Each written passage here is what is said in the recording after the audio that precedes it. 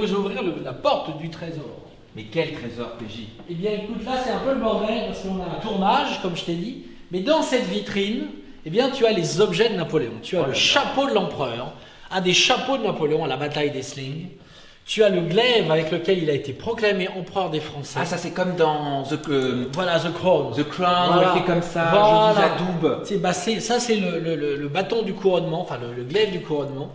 Là, tu as par exemple une de ces tabatières qu'il avait à Sainte-Hélène. Parce que Napoléon, on fumait pas le tabac à l'époque, on le prisait, c'est-à-dire qu'on le mettait dans les narines et on s'en mettait partout. Donc c'est pour ça qu'il y a la tabatière et le mouchoir.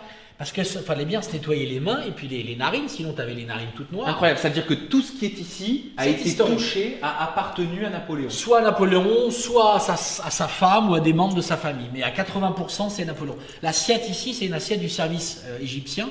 Et c'est un des services les plus rares au monde. Il n'y a que 4 assiettes en main privée, sinon tout le service se trouve à Londres. Genre une assiette comme ça coûte combien?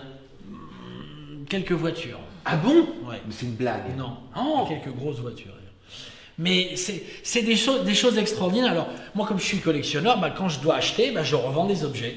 Je préfère vendre 10 objets pour me racheter un objet, même si des fois je perds. Je perds souvent sur les objets, mais bon, je suis pas marchand et de toute façon, j'ai décidé qu'après ma mort, même avant peut-être, je ferai un don à l'État, à la France de toute ma collection. Mais qu'est-ce que ça te procure? D'être un gardien du patrimoine. Et tu vois, quand tu vois ces objets, quand tu vois un peu ce lieu, tu comprends mieux un peu le personnage que je suis. C'est aussi pour ça que j'ai une forte gueule, parce que je défends le patrimoine, la France, nos valeurs, nos artisans, et que quand des fois je vois que tout part à vous et à Dia, eh bien ça me fait de la peine.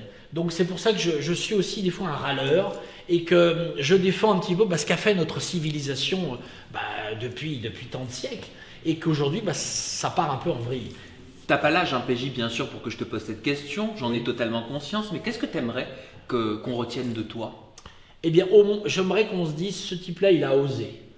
Avoir osé, c'est déjà beaucoup. Et au moins se dire, écoute, il aura fait quelque chose de sa vie, il aura fait parler de l'histoire. Et je me dis que tous les gens qui sont venus en Chine, aux États-Unis, voir mes expos, à la télévision, sur France 2, quand tu parles de Napoléon, du général de Gaulle, de la France, de Mitterrand, de l'histoire, d'avoir un peu éduqué des millions de jeunes. C'est ce que m'avait dit hier Cyril Hanouna. Cyril m'avait dit, mais tu sais, ça me ferait plaisir que tu viennes faire cette petite pastille dans l'émission, parce que mon public ne connaît pas ces choses-là. Et c'est important de leur donner un petit peu de culture historique et d'histoire. Et c'est pour ça que j'aimerais vraiment faire des choses sur C8 ou sur le groupe Canal, parce que justement, ils n'ont personne là-dessus. Ou comme j'ai un de mes anciens copains qui était un ancien patron de TF1, m'a dit, mais je comprends même pas qu'ils t'aient pas déjà contacté, parce qu'ils n'ont personne même à TF1. La culture, c'est important, et aujourd'hui on en voit, regarde les émissions de Berne, Secret d'Histoire, aujourd'hui on parle de Laurent Deutsch, etc. Même la 3 s'y met, même ils s'y mettent Sous tous. les jupons de l'histoire. Les jupons de l'histoire, avec Christine Bravo, que j'adore, etc. C'est important, et plus ça va aller, plus on aura besoin de gens comme moi, parce qu'on est les gardiens de l'histoire. Et l'histoire, ça peut être drôle. Oui. C'est pas forcément rébarbatif. C'est pas un vieux monsieur avec une blouse blanche, etc. L'histoire, ça doit être drôle. Et ma plus grande joie, c'est les jeunes qui viennent me voir, qui ont 7, 8, 10 ans. La dernière fois, j'étais au théâtre et il y avait une dizaine de gamins. Oh, regarde, il y a Pierre-Jean, il y a Pierre-Jean, il y a Pierre-Jean. J'étais hyper.